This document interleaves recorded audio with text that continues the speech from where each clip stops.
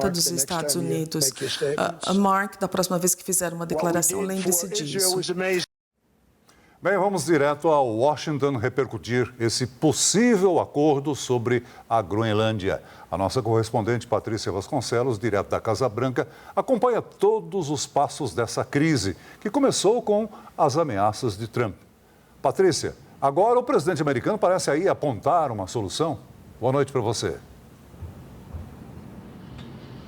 Boa noite, Celso. Boa noite, Marina. Exato, aponta uma solução, mas não diz exatamente que solução é esta, né? Essa notícia no fim do dia aqui, já à noite por lá, gerou uma reviravolta no assunto Groenlândia. Trump disse, como já foi informado no começo do jornal, que foi acertado um desenho ou um esboço, né, de um acordo em relação à Groenlândia e que ele, enfim, chegou a esta conclusão depois de uma reunião com o secretário-geral da OTAN, Mark Rutte, que mais cedo, lá em Davos, já havia se pronunciado a favor de Donald Trump, fazendo elogios ao presidente dos Estados Unidos. Agora, a postura do secretário-geral e o discurso dele diferem muito das autoridades que estiveram aqui na Casa Branca há pouco tempo, conversando com autoridades norte-americanas, J.D. Vance, Marco Rubio, os ministros de Relações Exteriores da Dinamarca e também da Groenlândia, naquele momento falaram que a Groenlândia não estava em negociação, a aquisição, né, daquele local. E hoje o que vemos agora é Donald Trump dando um passo, né, atrás no que ele já havia definido em relação à cobrança das tarifas de 10% dos produtos europeus de 8 países. Marina.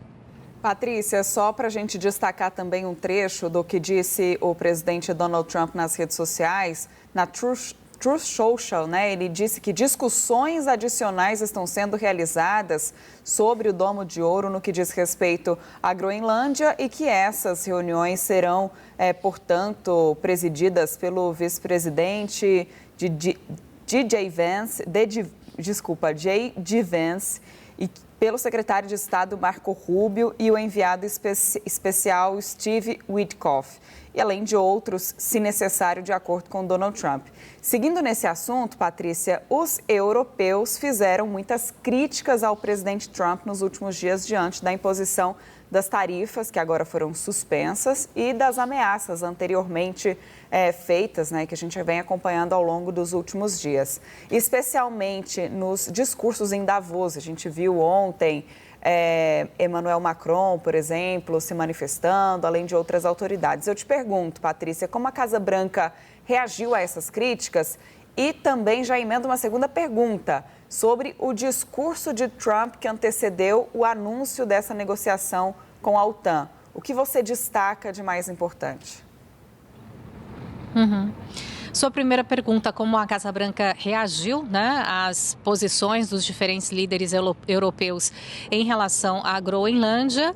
Não se manifestou oficialmente e o que Donald Trump disse há pouco, né, sobre esse desenho, né, de um acordo que já está sendo fechado junto à OTAN demonstra bem isso, né, que o Donald Trump vai seguir sim ou sim na sua determinação de adquirir a Groenlândia. Ele fala em um negócio, em comprar a Groenlândia, né, negociar com os europeus, ainda assim, né, que os vários líderes, como você bem citou, Marina, Emmanuel Macron, lá em Davos, o Keir Starmer, hoje em Londres, fez duras críticas ao presidente dos Estados Unidos, que ontem aqui na coletiva de imprensa criticou o Reino Unido por abrir mão de uma ilha, enfim, citou esse caso e usou palavras, enfim, xingando mesmo, né? Ele não citou o primeiro-ministro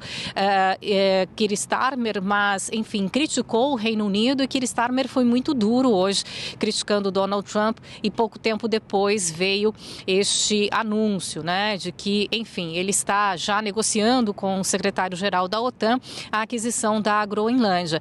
Sua segunda pergunta em relação ao discurso do presidente Trump lá em Davos foi um discurso muito Foi longo, né? Como previsto, o presidente Trump fala bastante. A aeronave saiu daqui ontem à noite, teve que retornar por conta de um problema elétrico, mas ele chegou no horário previsto para o discurso. Marina, a questão da Groenlândia, ele disse que não vai usar a força, apesar de ter feito uma ameaça em um determinado momento, dizendo que, enfim, se precisar, os Estados Unidos, né, teriam que sim usar de artifícios, né, mais graves, mas aí depois ele disse não vamos fazer isso, não vou usar a força, estão falando que vamos usar a força militar e não faremos isso. E essa foi a grande manchete aqui nos jornais norte-americanos, Marina e Celso, de que Donald Trump não vai usar a força militar na Groenlândia. Ele falou também sobre a Venezuela,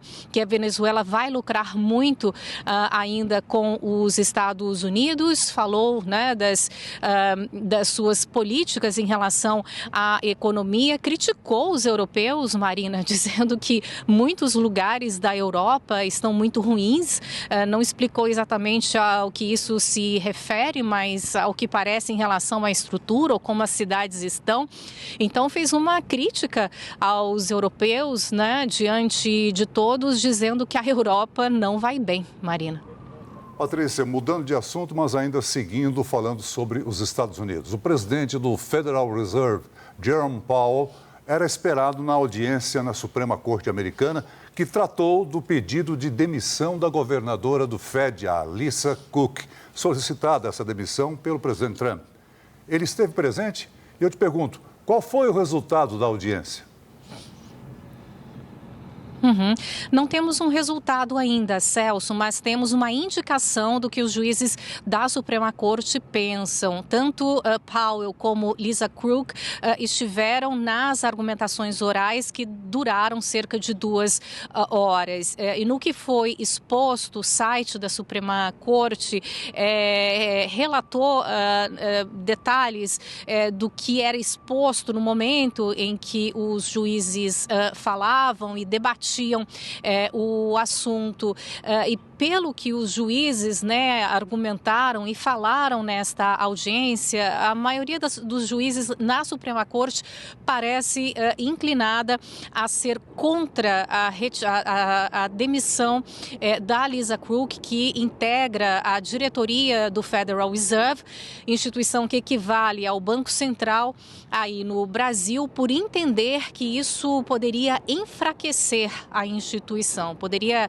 significar uma interferência do Poder Executivo aqui da Casa Branca numa instituição que é independente, né? Então, pelo conteúdo do que os juízes conversaram e falaram, argumentaram nesta audiência de hoje, eles parecem inclinados a decidir exatamente isso, né? Que a demissão desta pessoa, da Lisa Cook, representaria um enfraquecimento do Federal Reserve. Ela não é o único alvo de Donald Trump e da Casa Branca. Jerome Powell, né, que está à frente do Fed, a gente falou isso ontem aqui também no jornal, ele foi indiciado pelo Departamento de Justiça aí por um outro assunto, pela reforma do prédio, né, que ele é acusado pelo Departamento de Justiça de não gerenciar bem os recursos da reforma, e ele afirma que está sendo pressionado pela Casa Branca, pelo Donald Trump, a baixar as taxas de juros,